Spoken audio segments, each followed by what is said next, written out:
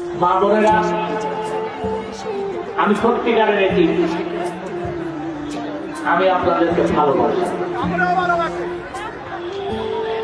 আমার মুরব্বিয়া, আমি সত্যিকারের থেকে এটি, কিন্তু আপনাদের আমার কষ্ট আমি আপনাদের দেখে ভুলে যাই। আপনাদের পাশে থেকে আমি আমার কষ্ট ভুলে যাই।